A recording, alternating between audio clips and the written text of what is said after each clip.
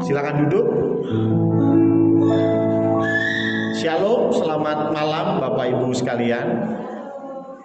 Puji Tuhan, kita ada di PDP, Pekan Doa Pentakosta, dan ini masuk hari, kalau dihitung hari pertama ya.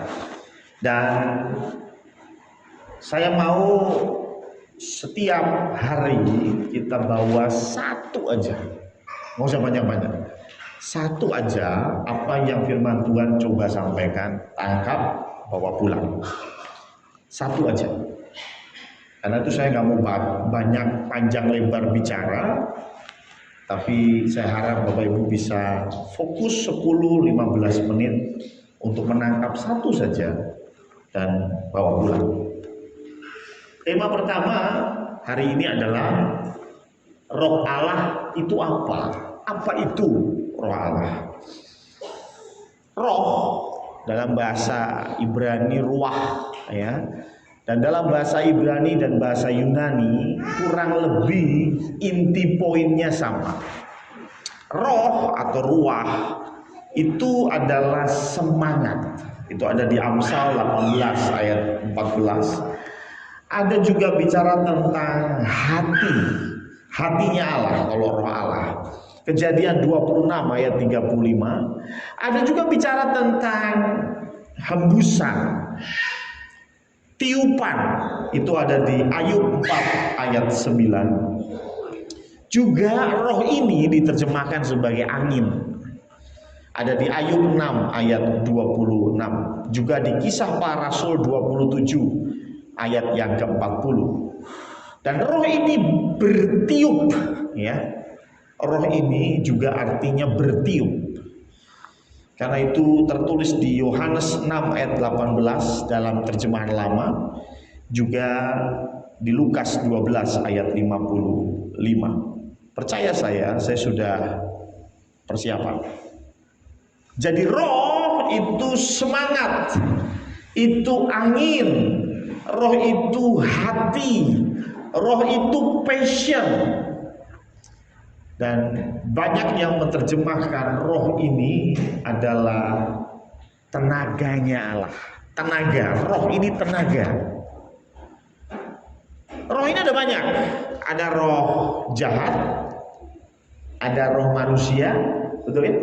Ada juga roh Allah yang hari ini kita akan bahas. Roh manusia pun ada. Kita punya semangat, kita punya nafas, betul ya? Orang yang sudah tidak lagi bernafas berarti orang itu sudah tidak ada rohnya. Badannya masih ada, ya, masih ada, otaknya masih ada, bahkan otaknya Albert Einstein itu diawetkan, ya. Menurut para ilmuwan mereka mau mempelajari otaknya Albert Einstein, tapi saya yakin rohnya sudah nggak ada di situ. Ya, jadi roh ini semangat. Siapa di sini yang akhir-akhir ini rohnya mulai padam? Maksudnya semangatnya mulai kendor. Semangatnya mulai lemes, dan ketika roh kita semakin lemah, maka roh kita ini tidak lagi bisa memberikan kita semangat. Salah satunya yang menyebabkan roh kita ini semakin lemah, masalah demi masalah, tantangan hidup demi tantangan hidup. Saya yakin kalau saya suruh Bapak Ibu mengaku berapa banyak masalah yang Anda punya, pasti setiap orang akan banyak-banyakan. Pak Darto bilang saya punya 10 masalah, Mbak Hartati akan bilang saya 11, Mas Uung bilang saya 13. Semakin banyak. Kita semua punya masalah, dan ketika masalah itu datang bertubi-tubi bisa membuat roh kita semakin hari semakin hilang. Dan di ujung-ujungnya kita akan berkata, Tuhan, lebih baik aku mati. Betul kan? Pernah nggak dapat masalah demi masalah, tantangan hidup yang begitu besar, sehingga kita berkata, Tuhan, aku udah gak kuat. Tuhan, aku udah berusaha sebisaku, tapi yang datang bukan berkat, yang datang masalah, masalah, dan masalah. Sehingga kita bilang, Tuhan, aku udah gak kuat. Ada beberapa orang yang pernah omong hal yang sama. Bu Pur yang ada di tengah-tengah kita pun pernah cerita, ada momen, Mas, nek delok usahaku ngene iki, aku pernah berpikir mending mati saja. Usahanya kena tipu, banyak uang hilang habis, pasti sesuatu yang sulit untuk dihadapi. Bu Harti pernah cerita ke saya hal yang sama. Dan banyak di antara kita pun pernah melalui itu. Karena itu jangan berharap kepada roh kita sendiri. Karena roh kita, semangat kita, energi kita terbatas. Ketika itu ditempa masalah, kita semakin lemah. Dan Tuhan tawarkan roh yang luar biasa, yaitu roh Allah.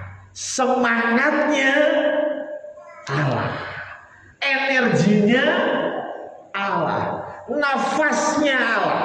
Dan karena itu ketika kita punya roh yang daripada Allah, seharusnya kita nggak pernah lowbat. Seharusnya kita nggak pernah menyerah dengan tantangan hidup. Tapi yang menarik tidak hanya masalah roh. Kata kedua yaitu Allah. Apa sih Allah? Saya pernah bilang ya, Allah itu bukan nama yang kita sembah. Allah itu tidak lain adalah ilah, dewa, junjungan kita. Kebetulan kita menyebutnya dengan Allah, ya. Dalam bahasa Inggris God, ya, bukan Lord. Nah, kalau Allah, apa sih yang istimewa dari Allah yang kita sembah? Ada yang bisa menyebut? Kalau roh itu roh jahat, pasti dia cenderung berbuat jahat. Kalau roh itu roh Allah, berarti ada sifat Allah di situ. Betul ya? Itulah mengapa saya tanya, apa bedanya apa bedanya Allah yang kita sembah dengan Allah-Allah lain? Oh, Allah yang kita sembah itu maha besar. Jangan salah, Allahu Akbar itu artinya apa? Maha besar. Enggak hanya kita yang mengklaim Allah itu maha besar. Apalagi? Ya? Oh, Allah itu yang menciptakan langit dan bumi beserta dengan segala isinya. Saya mau bilang, Allah mereka punya konsep yang ciptakan langit dan bumi. Ya Allah mereka. So, apa bedanya antara Allah yang kita sembah dengan Allah-Allah lain? Ada satu yang menurut saya spesifik hanya dimiliki oleh Allah kita. Ketika dia mau menyerahkan nyawanya dan menebus kita. Ini bicara apa sih? Pemberian yang terbaik. Allah yang kita sembah itu memberi pemberian yang terbaik. Apa sih pemberian yang terbaik? Ada banyak definisi tentang itu, tetapi kalau saya lihat dari konsep Allah, Allah memberi yang terbaik. Terbaik itu yang tidak banyak dia miliki. Abraham punya uang banyak, tetapi Tuhan nyuruh Abraham memberi yang terbaik, yaitu anaknya. Karena anaknya cuma dua ya, tapi yang dikasihi satu. Itulah mengapa Tuhan, bawalah anakmu yang kau kasihi, persembahkanlah untuk Tuhan. Paham ya? Persembahan yang terbaik, pemberian yang terbaik itu bukan pemberian karena kita punya. Pemberian yang terbaik karena kita hanya punya sedikit atau kita hanya punya satunya. Betul? Itu pemberian. Masih ingat cerita Nabi Elia? Di 1 Raja-Raja 18, Nabi Elia bertanding dengan Nabi Baal. Konteksnya pada waktu itu apa? 3,5 tahun kekeringan. 3,5 tahun kekeringan, tidak ada hujan. Yang jadi masalah ketika Elia mau mempersembahkan untuk Tuhan, dia suruh persembahannya itu dikasih apa? Air. Dikasih air, Alkitab tulis 4 buyung, terus suruh tambah lagi 4 buyung, suruh tambah lagi 4 buyung, berarti ada 12 buyung. Ya banyak tafsiran tentang angka 12, tapi saya nggak mau pikirin itu. Tapi yang jelas, 3,5 tahun kekeringan, apa yang paling berharga? Air. Ngerti ya? Elia nggak suruh kasih emas, Elia nggak suruh kasih tambah daging lagi, enggak. Tapi Elia suruh kasih air. Air itu yang terbaik pada waktu kekeringan. Ngerti ya? Daud di dalam 1 Samuel 24 bercerita bagaimana Daud pergi ke En-Gedi, dan di En-Gedi dia dikejar-kejar oleh Saul. Dia ngumpet di En-Gedi. Dan yang menarik, Saul dapat info tentang itu, dan Saul datang dengan bala tentaranya untuk mengepung Daud. Tapi kemudian Saul mules, dia ingin ke belakang. Dia masuk ke salah satu gua untuk pergi BAB, dan ternyata di gua itu ada Daud. Semua orang, teman-teman Daud bilang, aduh ini Tuhan sudah berikan kepadamu Saul. Ini kamu tinggal cus aja, selesai masalahmu.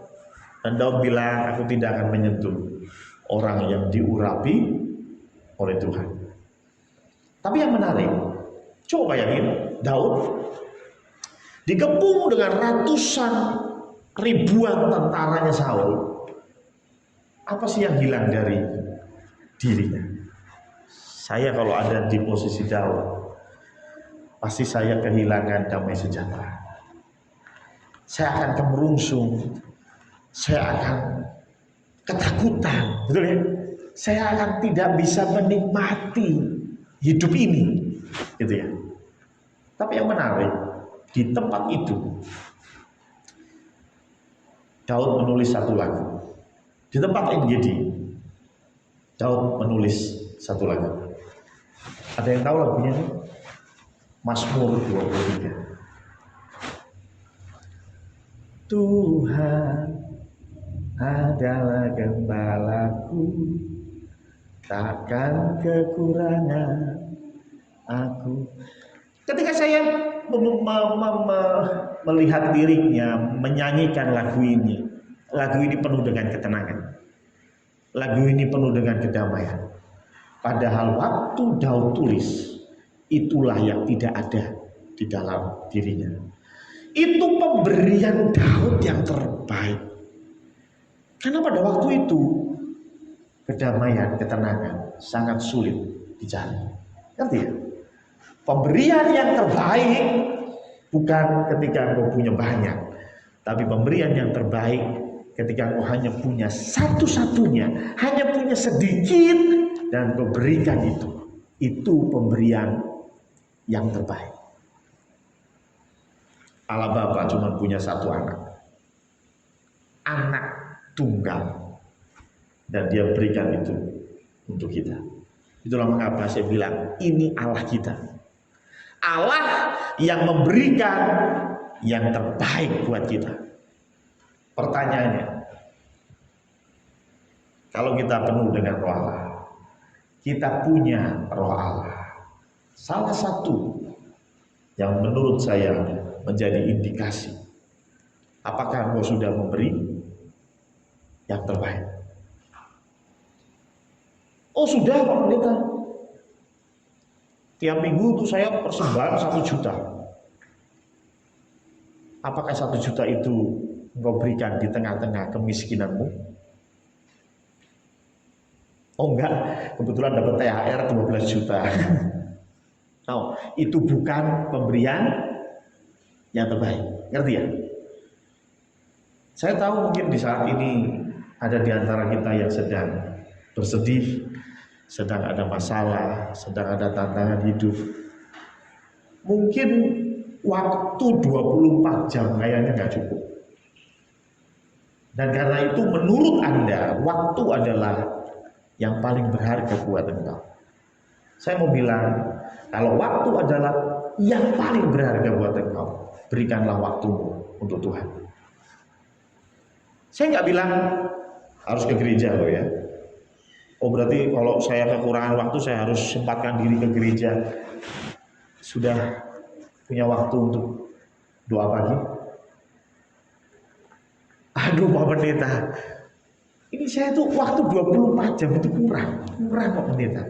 Kok masih harus duduk diam untuk berdoa 15 menit di hadapan Tuhan, setengah jam di hadapan Tuhan? Gak sempat. Saya mau bilang kalau kau lakukan itu pemberian yang terbaik. Ya. Kalau di kantongmu cuma ada 10.000 dan kau tergerak untuk berikan untuk Tuhan, saya mau bilang itu pemberian yang terbaik. Ya. Kalau kau sedang bersedih, saya undang tim musik maju ke depan, tim pujian juga masuk ke depan. Kalau kau hari-hari ini sedang dalam tantangan, kayaknya berat ya untuk tidak mengeluh, ya.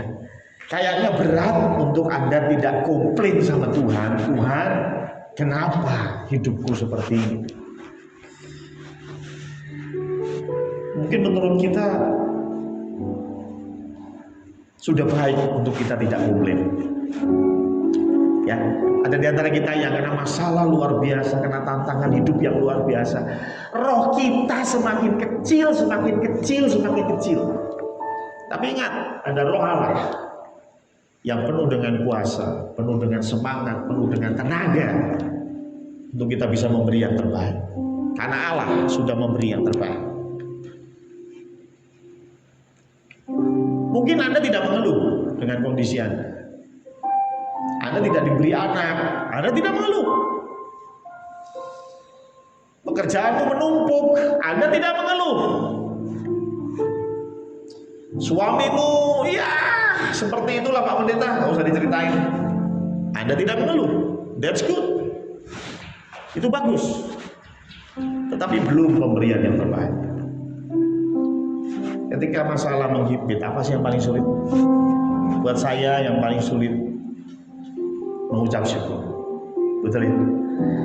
Gitu ya, masalah datang, kita senangnya berdoanya gimana? Tuhan, bantu aku. Tuhan, aku sudah dikepung dengan masalah. Help me. Tapi Daud tidak menulis lagu tentang itu. Daud menulis tentang bagaimana perlindungan Tuhan kepadanya. Daud tidak menulis Tuhan bantuin gue dong, enggak. Saul udah di depan, sebentar lagi aku akan mati, Tuhan bantuin gue. Kebanyakan kita doa begitu ya.